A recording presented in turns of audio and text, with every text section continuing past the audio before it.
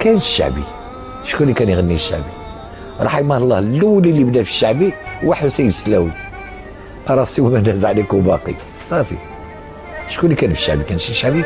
ما كانش الشعبي في المغرب، كانوا البريولات، غنيوات دي 3 مينوت 4 مينوت ملحنين يهود مغاربه والجزائريين، وكانوا كيجيو من الجزائر داك الاغاني كيجيو المغرب بحال ضربي ها الشيباني ولا بحال هلا الليلي ولا كانش الشعبي. ما كان تمشيو لطريق تطوان غتلقاو تما الاسماء ديال الجزائر ديال بحثوا في تاريخ تطوان غتلقاو العائلات الجزائريه مكتوبه عند الاستاذ بن داود محمد داود والكايما وبن شطاب شتي. واول واحد اللي دخل العود لتطاول هو ولاد بن عبد اللطيف. هادو ولاد بن عبد اللطيف عندهم الزاويه ديالهم او عندهم الشيخ ديالهم هو في العاصمه. هادو غراند ايشانج بين الجيري اي لو ماروك. كاين بزاف هما ديال الاغاني حتى هما اللي هما كنغنيوهم في العراسات بحال زين اللي عطاك الله. شحال من واحد كيسحبوا واش مغربيه هي اغنيه جزائريه.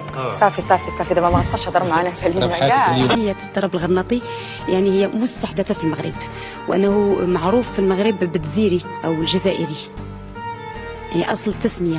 المغاربه تسميه هذا التراث بالجزيري هو ناتج عن تأثير الجزائر في المغرب، في تأثير الجزائر في المغرب من خلال بعض المعلمين الذين كانوا يتوافدون على المغرب، وخصوصا مثل مسان مثلا. يمكن أن نستحضر هنا علما، وهو محمد بن غبريط قدم إلى المغرب في العقد الثالث 1923 24 25، وأسس مدرسة لتعليم الطرب الغرناطي في الرباط. وهذا شكون هو أحسن واحد غنى الراي في التاريخ؟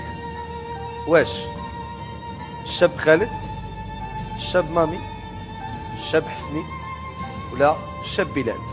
فهادو اللي ذكرت لك شكون هو احسن واحد غنى فن الراي؟ شاب حسني. اولا لحقاش انا كنغني باللهجه ديال الراي الجزائريه، سي توت افي نورمال باسكو لو راي كيتغنى باللهجه الجزائريه، وباش يتاكدوا الناس انا مغربي من وجده. ولكن بالنسبه لي بحال حنا خوت كي مغربي كي جزائري كي تونسي، تحيه العالم كله. انا جزائري 100%. هذه راه باينه. كيفاش غنقولوا حنا اغنيه الراي مغربيه؟ ما عندها حتى يعني كما كنقولوا حنا بحكم المنطقه الشرقيه كمدينه وجده وبركان هادو قرابين للجزائر.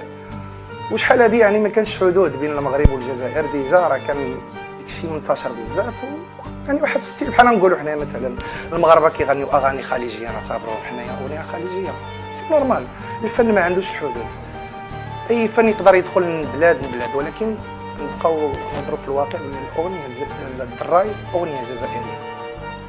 هادشي اللي خايف منه دابا مؤخرا هو ولينا جزائر فينا جزائر فينا جزائر فينا جزائر، وهذه حاجه خطيره جدا اللي بغيت ننصح بها الفنانين المغرب. انا ماشي كننصح، غير بغيت نقول لكم حافظوا، لان اللهجه المغربيه راه هي اللي عطاتنا قيمه. فما نوليوش جزائر مع احترامنا للفنانين الجزائر، بالعكس دوله عظيمه وفن عظيم والراي، ولكن المغاربه حنا ولينا كنشوفوا الانتاجات كلها ولات راي، فهذا خطر كيهدد الموسيقى في الاندلس. وعندها تاثيرات عثمانيه، مع انه حنا العثمانيين ما كانوش يحتلوا المغرب، ولكن بحكم انهم احتلوا الجزائر بزاف ديال العائلات تركيه اللي كانت عايشه في الجزائر كانت هاجرت في الاحتلال الفرنسي الجزائر للمغرب واستقرت في تطوان. فتطوان كتجبروا فيها بزاف ديال العادات عثمانيه وتقاليد عثمانيه، كتجسد بالخصوص في الطرز ديال تطوان اللي كيطرزوه على الحرير، وهي الطرز اللي كيتسمى التعجره التطوانيه.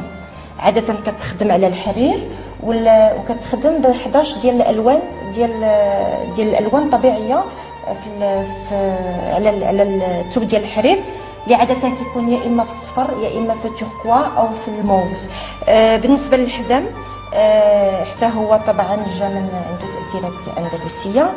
ودابا غادي نشوفوا هذا النوع ديال الحلوى. البقلاوه. اييه بقلاوه أكلة هذه دخلت من الجزائر. نعم.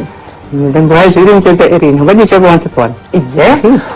اذا الجزائريين هما اللي مروها لنا بحكم اننا حنايا منطقه حدوديه مع الجزائر، وما كانش الحدود يعني كانوا هما عندنا وحنا عندهم، وكنتبادلوا كل شيء، وعندنا اكلات بزاف يعني مشاركين مع الجزائر.